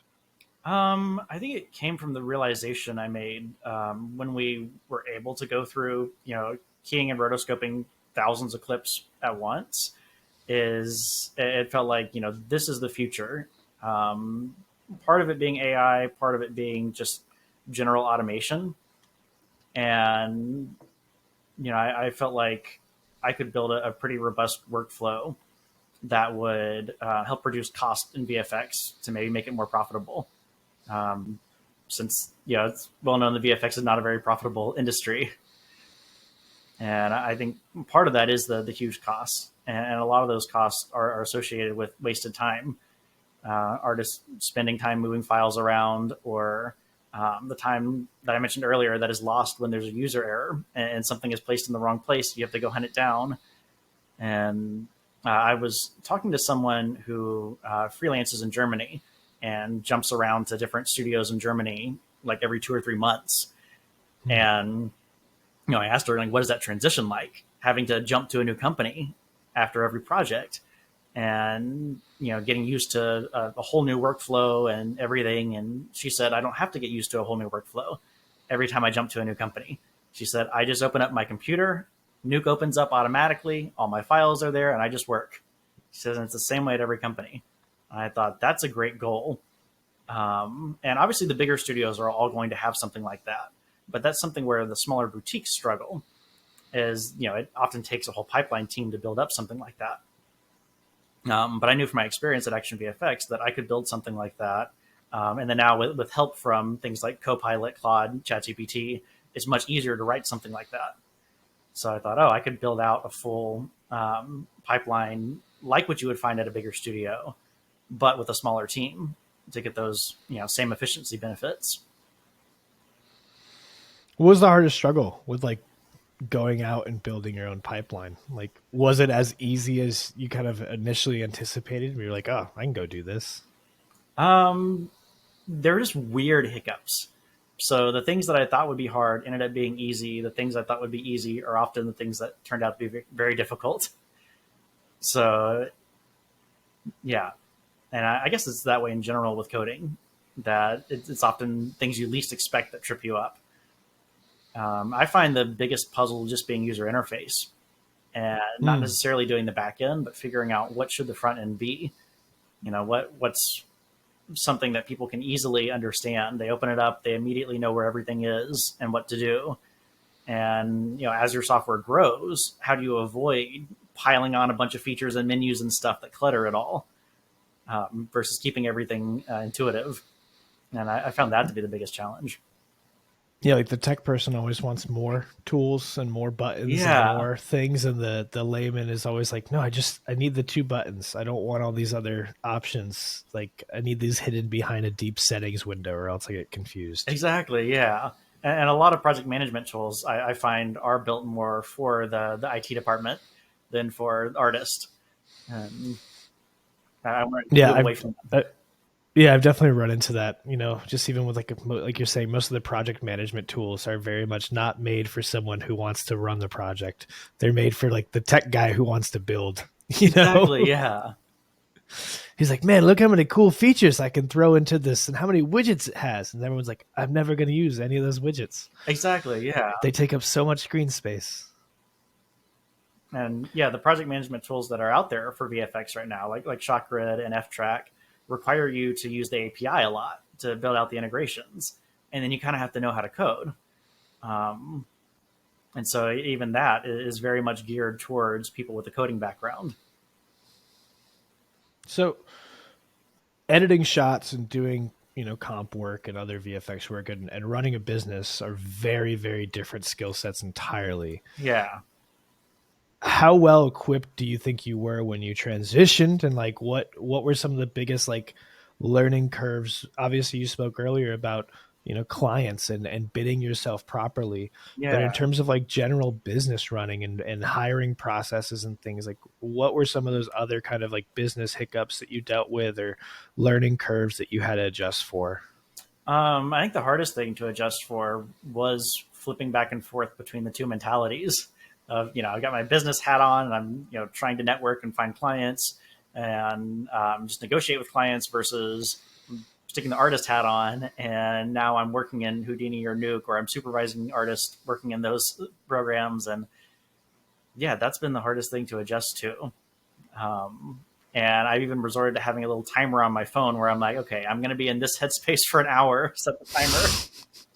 and I'll spend an hour working on this, and then now I'm going to switch to this other thing. Um, because I've always been good at multitasking in the past, but that's when it's similar types of tasks. I can jump around Hmm. to 5 different Nuke scripts at the same time, or back and forth between Nuke and Maya, something like that. But I realized I struggle with multitasking when it's going from artist to producer and that kind of thing. Going from like comping a shot to sitting out like a bid, Exactly. to Yeah. then comping a shot to. But how is the transition, like an hour on, an hour on, an hour on, or is it more like half day? Like you start your morning as a VFX guy and you do your second half of your day as like a business. Yeah. It's more half day kind of thing, Gotcha. or sometimes a full day where it's like today I'm just dedicated to this. Yeah. How much are you still finding yourself doing the work? Because I know that's obviously like a beautiful part of it is that, like you said earlier, is running the business. You can kind of get your hands dirty wherever you want. You can hop in and do a shot, but on a day to day basis, are you still finding yourself wanting to get your hands dirty with the work? Oh, definitely. Yeah. So I'm still enjoying it. And getting a big variety of projects too, which is great. Not just in terms of what kind of project they are and what the medium is, but also in terms of what the demands are. Some of it requires 3D work, some of it's strictly comp. Like I said, some 360 VR work, and so I like being able to dive into lots of different kinds of things. How do you fight off burnout? Like especially like when you're just doing the work itself, like the VFX work. It's easy maybe like when you get to like, oh, I don't want to comp anymore. I don't want to look at shots anymore. I'm going to go answer business, or I'm going to go, put on my other hat. But Yeah. you've been doing VFX for so many years now, and I know how intense it can be, especially during crunch time for some of these projects. So over the course of years, like how do you stave off burnout? How do you make sure that, like, what keeps you going? What keeps you hungry to keep going with it? That's a great question. So, one thing I do is I just go for a hike, go out in nature, get away from a screen. That always helps. But you know, sometimes that's not enough. And part of why I went to go work at Action VFX was to kind of get away from the burnout of working on these bigger projects with tight deadlines where a client might change their mind about everything a couple weeks before their release. And so I thought, you know what, I'm just going to go work somewhere where we set our own deadlines, where we're filming these elements, but they don't have to be released by a particular date. And that was great.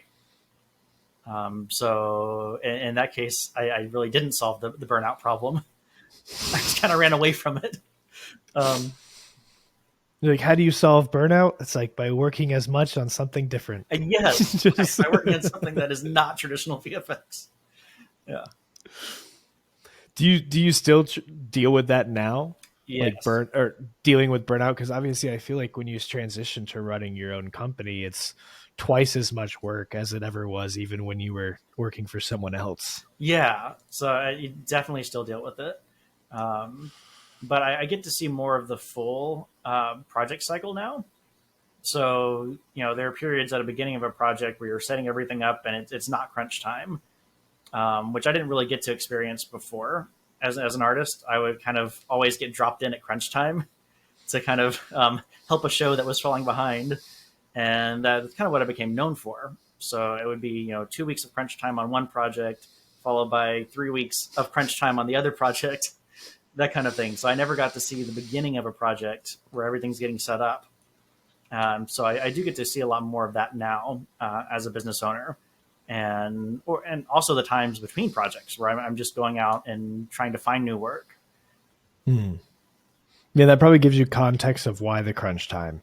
When your hands are on for the whole project, you're like, oh yeah, we're crunching right now because the client has been a pain in the ass the Oh entire time, yes, or because you yeah, start realizing it's not because the artists were messing up, and I'm right, now because I'm sure before when you were the guy who was called in, it felt like you were always called in to fix someone else's mistake. yeah, Oh, they dropped the ball, so I got to come in. But now that you're seeing the whole project, like, oh, this project has been chaos, and now we're left with the crumbs at the end. right. And again, that goes to what I said earlier about the directors or showrunners who know exactly what they want, versus those who want to kind of discover it as it goes.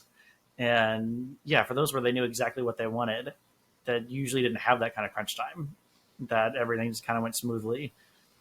Um, and I'll give one What? example of one that did. I won't give an example of a project that was bad, but I'll give an example of one that went really well, which was Underground Railroad that I did a few shots on, and I just remember being amazed at how detailed the notes were coming in from Barry Jenkins. And there was just a fade from one shot to another, and he gave very detailed notes on which part of the frame should fade at which rate. It was so specific. But I remember that being great because then artists knew exactly what they were doing. And yeah, I've heard the end product is amazing. So Yeah, I think I would always rather have that than the note that's just like, I didn't like it. exactly, yeah. You're like, all right, what? Like, it looked weird to me. The fade was weird. I'm like, can you please tell me what about the fade was weird? Right. Yeah. What am I supposed to do with that? Mm-hmm. What percentage of the projects do you feel are the ones where the showrunner or director or person is that more hands-on, intensive about it? Maybe 20%. Oh, not near enough. Yeah, Okay, not exactly. near enough. Yeah. What do you think causes that? Like, is it just studios are forced to pump out stuff? Is it that they've been able to phone it in and not needed to worry as much in previous times? Or Yeah, I think a bit of both. Um, so just general malaise across the industry? yeah. Everyone's jaded at the top. Got it. That, and then also the path to becoming a director or a showrunner. There's not really a clear path, and at times it feels more like a lottery that people just get plucked up from obscurity because their script got into the right hands, that kind of thing.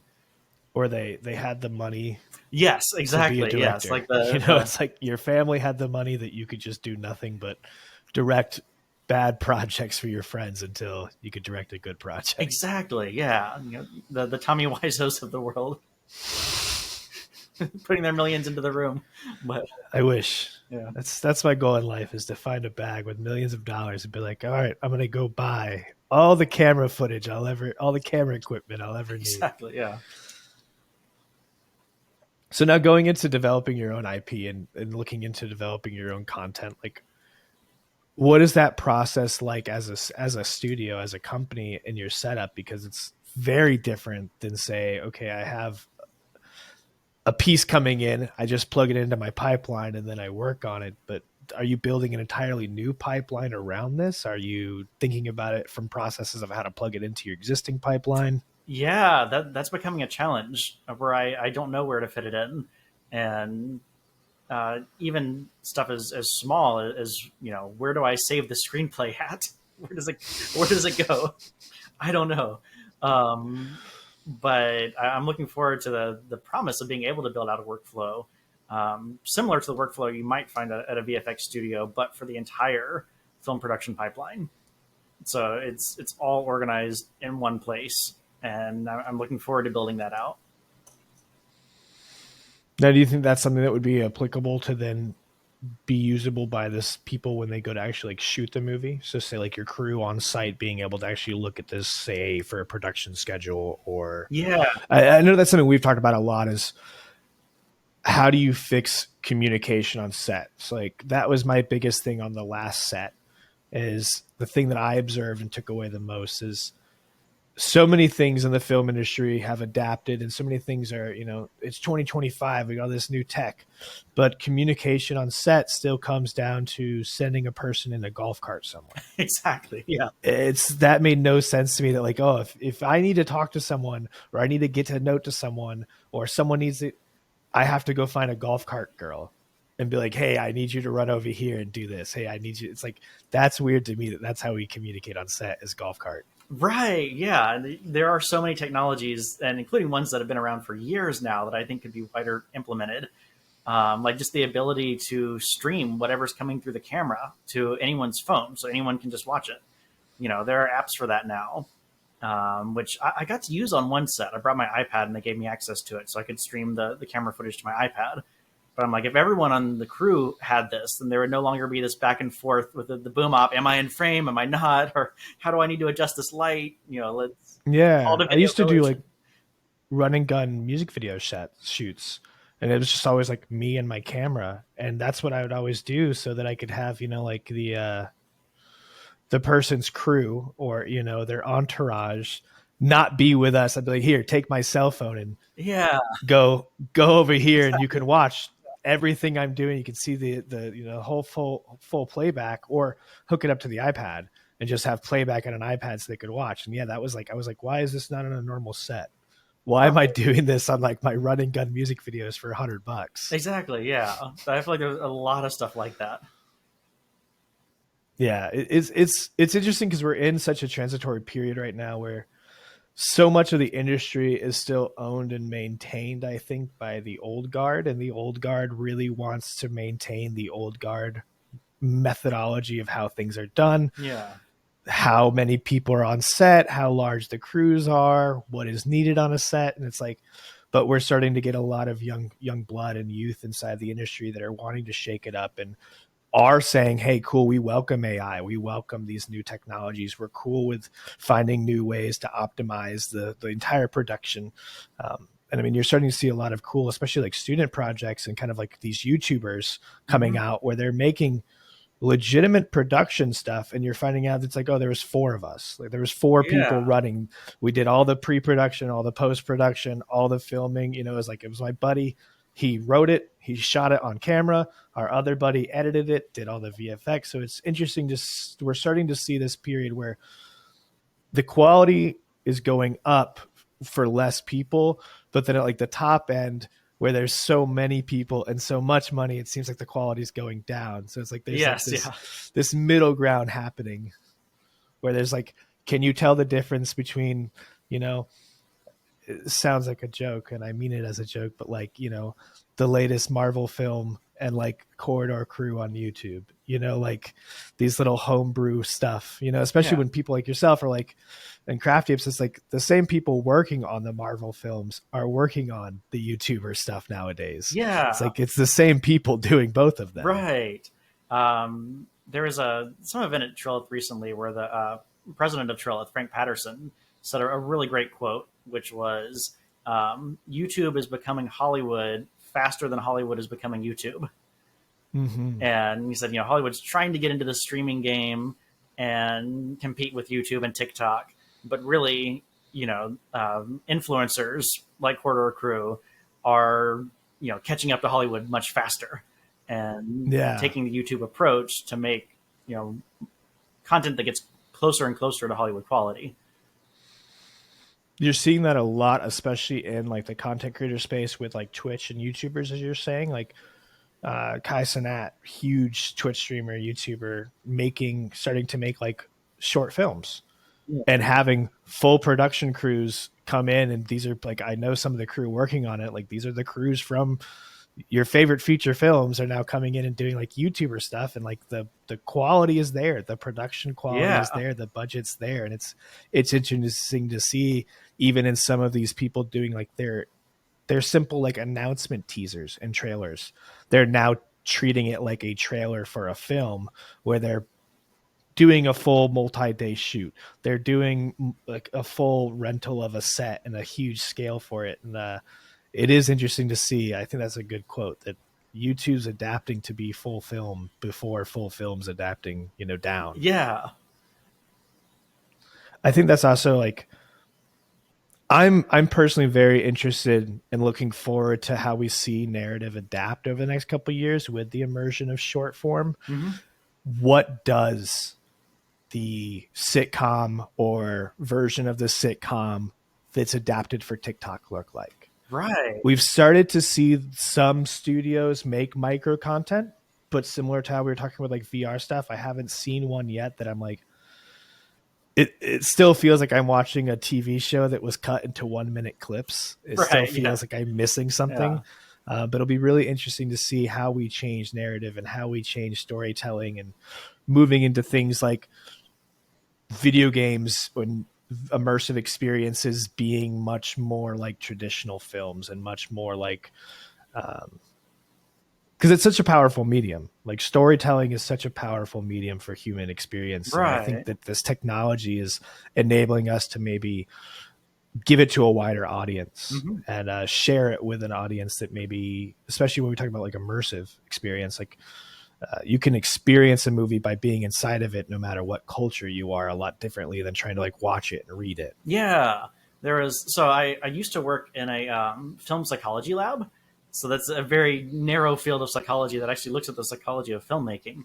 And when you mention different cultures and filmmaking, one interesting study that was done is that these researchers gave cameras and film equipment to isolated populations. This was in the 60s. So um, groups of people who hadn't really been exposed to TV or film and said, "Hey, make a movie." And Hmm. their idea was that the language of filmmaking was something heavily rooted in Western cultures, and that we make films the way we do because that's what we've been exposed to. They found that was not the case. That when you give cameras to people who had never been exposed to TV or film before, the films they make look a lot like the very early silent era films of people just learning cinema. And that, with more experience over time, they would end up making films that are very similar to the Hollywood films. That there is Hmm. something, innate in human nature about a certain form of storytelling.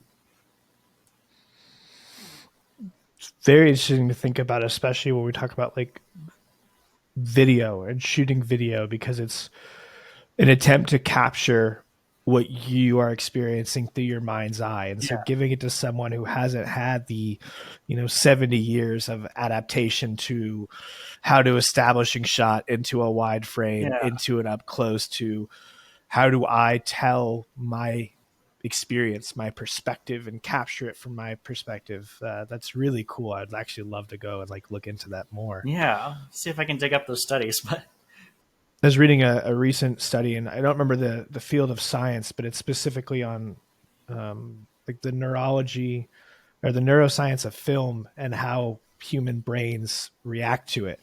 And it was this whole basically,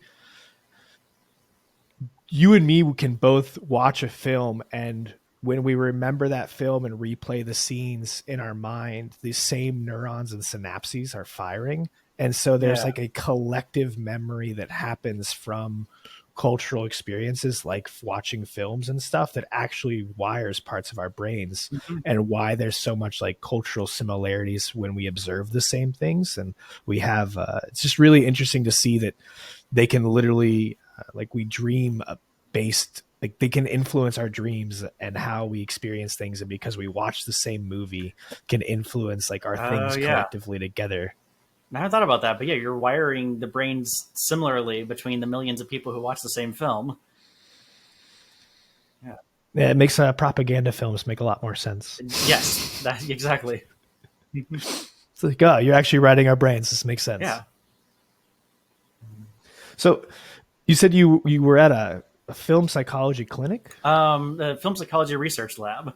So Give me more about that. yeah, I worked there for a year between undergrad and grad school. So I did my undergrad at Vanderbilt. And I got two majors, one in psychology, one in film. They happened to have a film psychology lab, and I thought, oh, this is perfect. So literally, when I interviewed, they're like, we need someone with a degree in film and a degree in psychology. I'm like, okay, it's me. Um, You're like, I'm the yeah, one guy, exactly. that's me. Right. But yeah, it was a really fascinating experience working in that lab. And the field of film psychology is still a very early field, or in its early days. So they're still looking at a lot of basic aspects of filmmaking. Um, but it's really interesting what they're learning. And one of the things that we studied a bit, there's been a lot of research on, is crossing the 180 line. And which is the idea that if you have two characters talking, the camera needs to stay on the same side of the line between the two characters. And that if you jump across that line, then the audience is going to get confused. And what we found and what other researchers have found is that that is really tied to the physical geometry of the environment. And if you keep the camera on the same side of that line, the audience is seeing the same background objects from shot to shot, so they can orient themselves as the camera jumps from shot to shot. But if you cross the line in such a way that you're still showing some of the same prominent background objects, it doesn't bother the audience at all. Hmm. And I remember using that in grad school on one of my short films I made. I jumped across the line. I remember a professor looking at the raw footage, and he said, "Oh, you crossed the line here. That's not going to work. You're not going to be able to use that edit." And I was like, actually, there's this pillar here in the background, and this pillar is visible in both shots. So the audience will orient themselves. And sure enough, when we edited it, it was a very smooth cut, even though it crossed the line. So there's stuff like that being researched that's really fascinating, and kind of changing what we think of the rules of filmmaking and how and why the rules came to be, why they make sense or maybe don't in all cases. Yeah, I also love that something like filmmaking, which is such a creative endeavor, has such rigid, hard rules Right? Yeah. of right and wrong, as if it's like the idea of you're painting someone be like, oh, well, you didn't paint that properly. And it's like, Right. that is not some of the best art we've ever reserved from dudes who did not paint the way they were supposed to paint for that Exactly. time. Right. I like to imagine someone going to Picasso during his blue period and be like, your lines Right. are a little bad during this work. Can't put this out. Sorry, Yeah. It's dude. like the perspective doesn't make sense here on Guernica. Yeah. Sorry. The shapes are all wrong. That's not a triangle by any means. Yeah. Burn the painting. Burn the Yeah. painting. It's also cool though to know that there is. That's what I was going to ask. Is this film psychology? I guess it's primarily studying the audience perspective and what the audience, how the film is impacting them psychologically, or how they observe it. Yeah. Mhm. What's going on in their head while it's occurring. Yeah. And unfortunately, this was, I guess, 10 years ago, so I don't know how much the field has advanced since then. But it didn't seem like it was going much into like the emotional aspect of it and how to emotionally affect audiences yet. Again, it was still the basics of you know, do you cross the line, that kind of thing. Match cuts, what's the best way to edit a match cut, that kind of thing, which is easier to study scientifically anyway. I think could have been the reason why the field focused on stuff like that. Stuff that you could easily measurable and Right? Yeah. get results from, so you can get further grants. Yes. Exactly. Like, yeah, yes, we proved something. We did it. Right.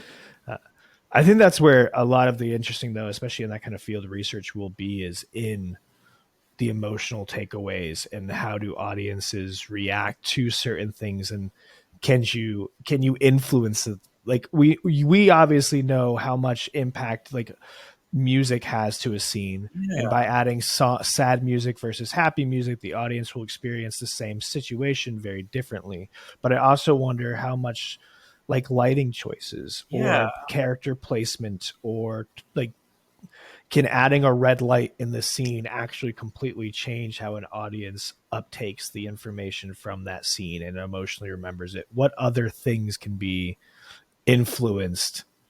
Or rather, how else can the audience be influenced by the visual stimuli I'm giving them? That's really interesting. Yeah, and that's another great area for AI to help out, because if you think about it from a research perspective, if you were to try and make a study on lighting and how do these different lights affect the audience, to actually film that for real and not have any confounding variables like the actor standing in a slightly different spot after you've changed the lighting would be almost impossible.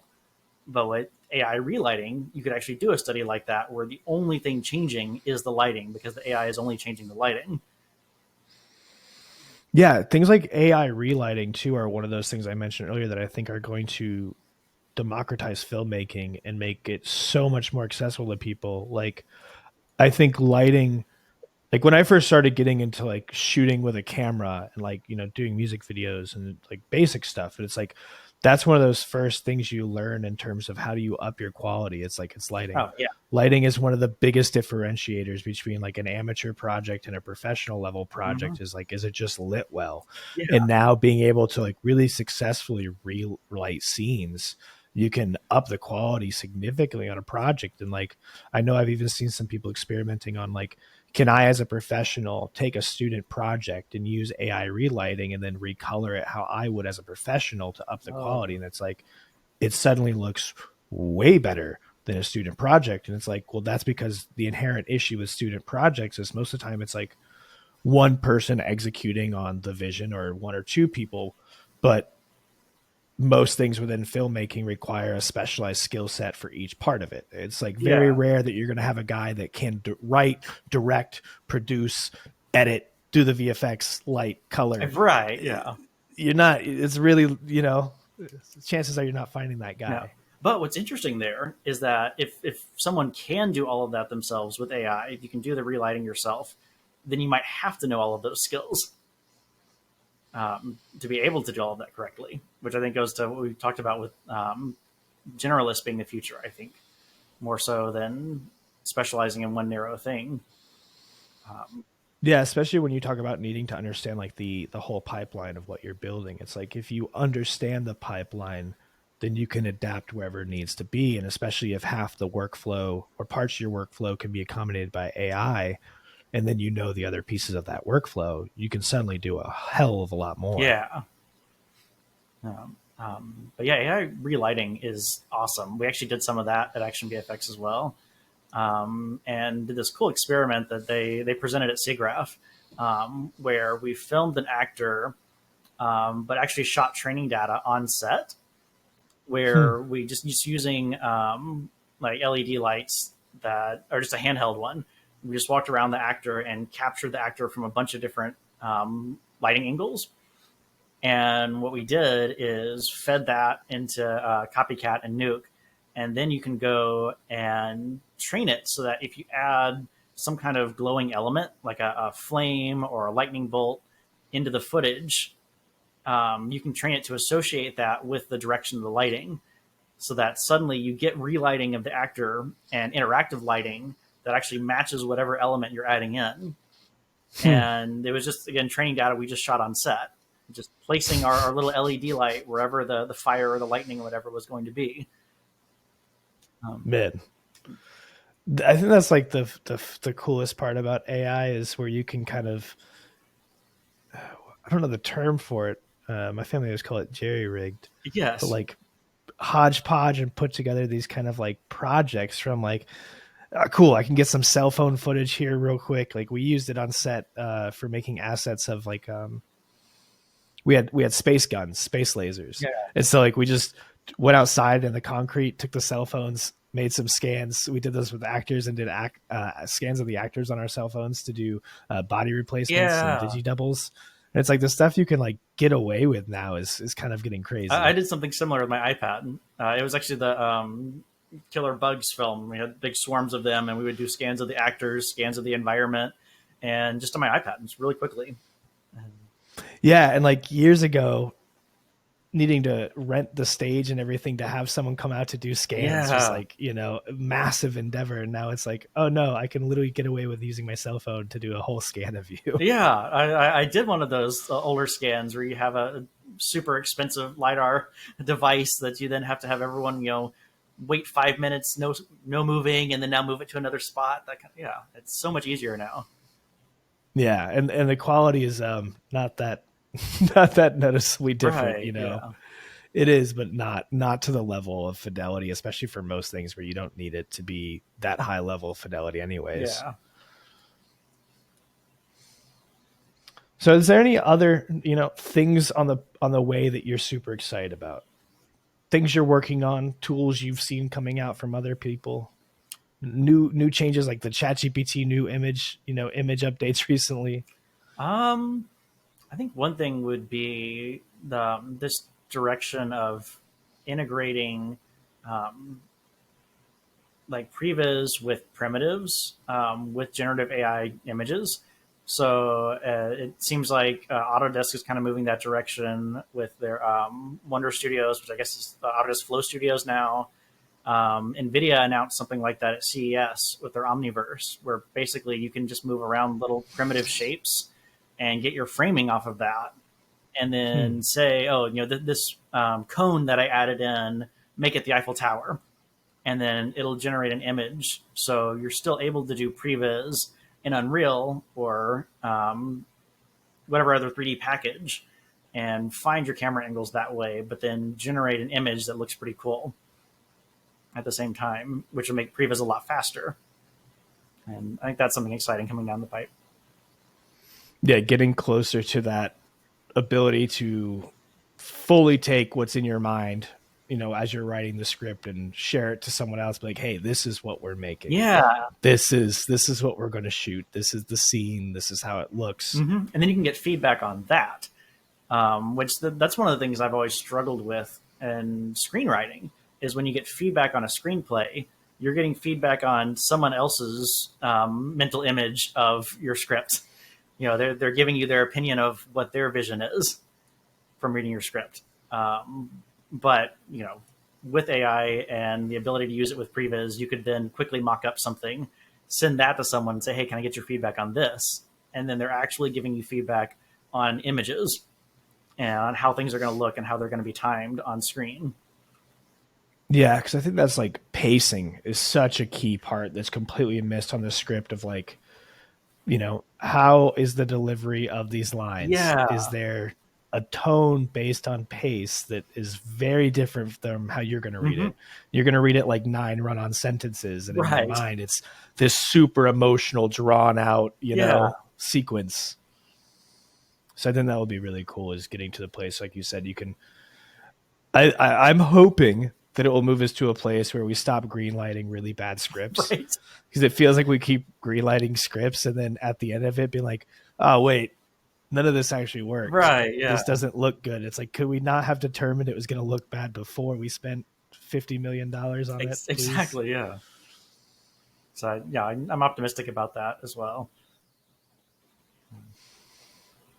What do you think is going to be the hardest challenge for you, like as you go to develop your own IP and start trying to shift away from being just like a traditional VFX company into, say, like a more boutique shop? Yeah, just time and balancing that, because if clients approach you with work and you don't take it, there's a risk of losing that client, and so that's part of the ups and downs, I think, in the VFX industry in general, is projects just kind of show up sometimes. And I remember that happening before when I worked at Crafty, where a project just kind of showed up, and it was like, oh, well, we have to take something from this client, and then that necessitated scaling up, bringing in more artists to take that project. And so balancing that with also trying to make original content, I think, is probably going to be the trickiest thing. Is there's going to have to be room for projects that kind of show up at the door, while also time for original projects. Yeah, because the projects that show up at the door would have a definitive deadline. Right. Like, hey, this is your timeline and this has to be done by X. But when you're developing your own IP, it's like you want to give yourself a deadline, right? But it's hard to not constantly be like kicking the can down the road and saying, well, I've got this client project came up, so we'll worry about my IP later. And later, and later, and then you realize you haven't dedicated any time to actually developing your own stuff. Yeah. So that's going to be the biggest challenge. Do you have like a timeline in mind, or like a goal? Hey, in the next 5 years, the next year and a half, and the next, I need one. Yeah. Yeah, I think it's like with most things, they say like when you're dating, so you start dating a new girl, it's like you gotta clearly define your time before you start going out on dates, or else all of a sudden you realize you don't have any time. You're with them all the time. Yeah, that makes sense. Yeah. Well, Josh, it's been a pleasure. Thank you so much for taking the time to talk with us today. Look forward to seeing what else you guys come out with this year. I know there's some projects that we haven't been able to talk about that I'm looking forward to seeing some stuff more this year, some of the features you've been working on. So. All right. Thank you. You too.